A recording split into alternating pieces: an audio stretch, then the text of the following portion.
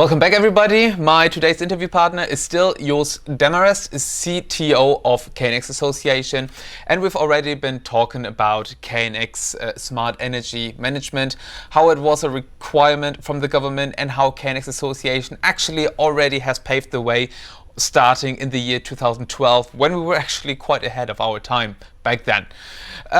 However, we've been talking about also like that KNX is a bit expanding its reach. Of course, the core focus is still on the house, still on the building, but we're also expanding a bit our reach to the outside world. Let it be the electric car, let it be the grid, let it be information that we share on the internet, for example.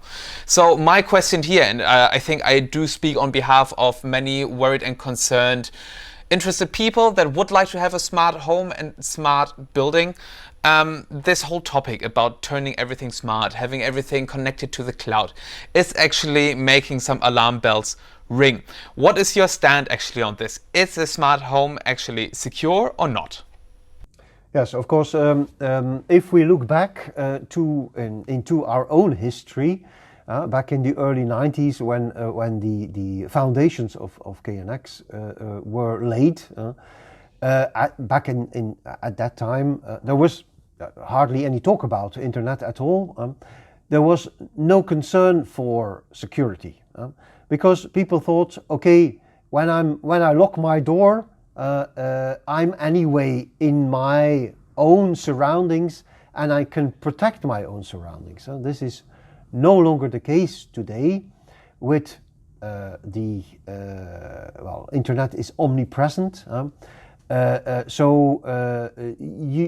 Indeed, there is a need for protection. And for that, we have, together with our manufacturers, of course, we have designed a possibility to extend the current KNX protocol with a possibility to authenticate data and to encrypt data. What does, well, of course, authenticate and encrypt seems very technical terms, but authenticate means that the receiver of information is actually able or he or she knows exactly the source of this information. So if Christian talks to me, I know that Christian is the source of the information. And encryption means that if Christian and Joost are exchanging information, that no third party can eavesdrop on our conversation. So without having the shared secret, one is unable to eavesdrop on a communication. So we have put that in place for the current KNX system with and under the term KNX Secure. We can now offer to the customers a possibility to really again shield off their KNX installation.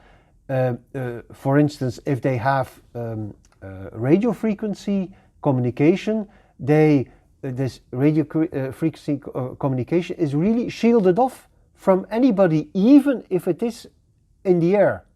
It is really shielded off.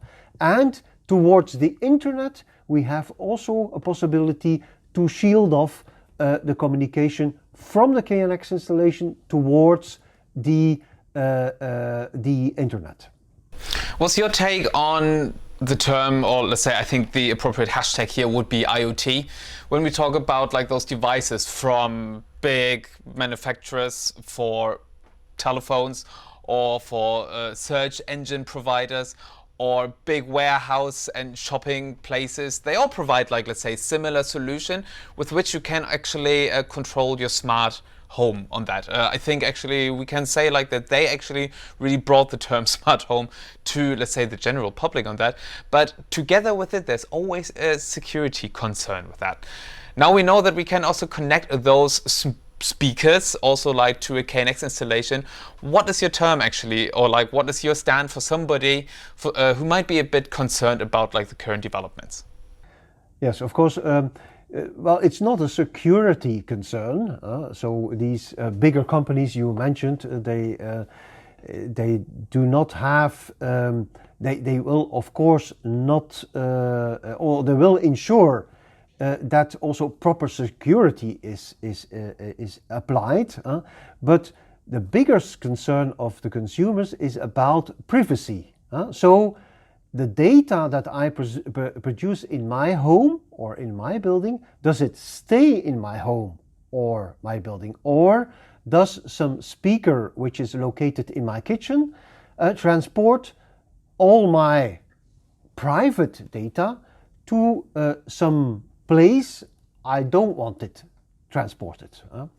So for KNX, if for instance, if you would link your KNX installation to such a device, then of course such device would also need some sort of a bridge or a physical KNX device. You need a link between those devices. And also there you can apply KNX Secure to make sure that if you, for instance, say lights on, that your speaker, that this information stays within your home. Of course, what this speaker does in transporting data towards a cloud infrastructure of this particular speaker provider, of course, this has nothing to do with KNX. This is what this speaker does. Has nothing to do with KNX Secure. Good. So maybe to bring it all to a point, when you have a KNX installation, are security concerns justified in your opinion?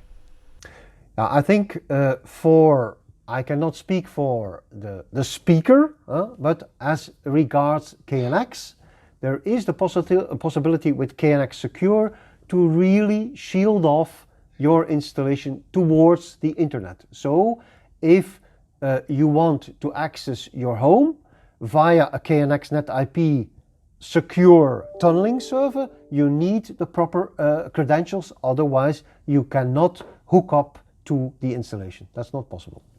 Okay, we heard that. It's not possible. Right. And with those final words, I would say thank you very much, Joost. I think that you actually made many KNX customers already, and also soon to be customers, very happy, knowing that actually security is not much of an issue as you might have thought before.